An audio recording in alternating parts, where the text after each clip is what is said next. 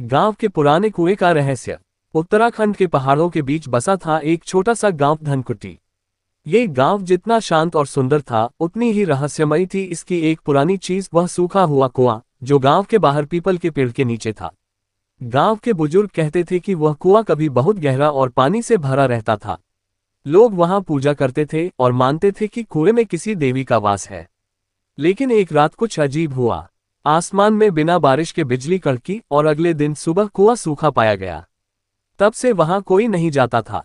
रहस्य की शुरुआत। कहानी शुरू होती है आकाश नाम के एक युवक से जो दिल्ली से रिसर्च के लिए गांव आया था। वह लोककथाओं और रहस्यमय स्थानों पर काम करता था। गांव में आकाश को कुएं की कहानी सुनने को मिली। बुजुर्गों ने उसे वहां जाने से मना किया, बेटा वहां जो गया वो कभी लौटकर नहीं आया। पर आकाश का काम ही था सच तक पहुंचना। कुएं के पास की रात। एक पूर्णिमा की रात आकाश अपने कैमरे और टॉर्च के साथ उस कुएं के पास पहुंचा। वहां सन्नाटा था, सिर्फ पीपल के पत्तों की सरसराहट और दूर कहीं उल्लू की आवाज आ रही थी। आकाश ने कैमरा ऑन किया और कुएं में झांक कर देखा। सूखा कुआं अब भी रहस्यमय था, लेकिन तभी उसकी टॉर्च की रोशनी एक पल को झपकी और कुएं में चमकती दो लाल आंखें दिखाई दी।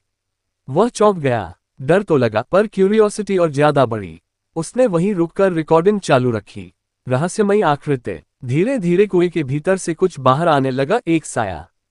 वह मानव जैसा था पर चेहरा बिल्कुल साफ नहीं था। उसकी आंखें लाल थीं और उसने आकाश की ओर हाथ बढ़ाया। कौन हो तुम? आकाश ने साहस कर पूछा। साया बोला, मैं इस कुएं का रक्षक था लेकिन मुझे बंद कर दिया गया। जिन्होंने मेरी शक्ति का दुरुपयोग किया उन्होंने मुझे श्रापित कर दिया।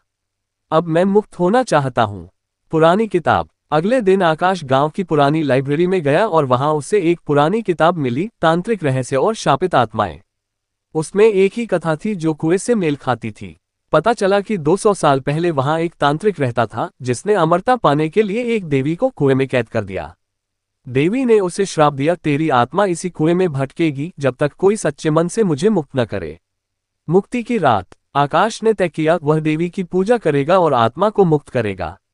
अगली पूर्णिमा की रात वह मंत्रों के साथ कुएं के पास गया और पूजा शुरू की।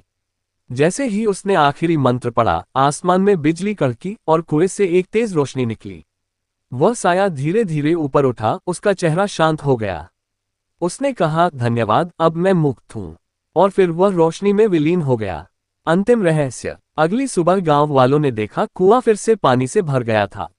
आकाश गांव छोड़कर चला गया, लेकिन उसने उस पूरी घटना की रिकॉर्डिंग और रिपोर्ट अपने ब्लॉग पर डाली।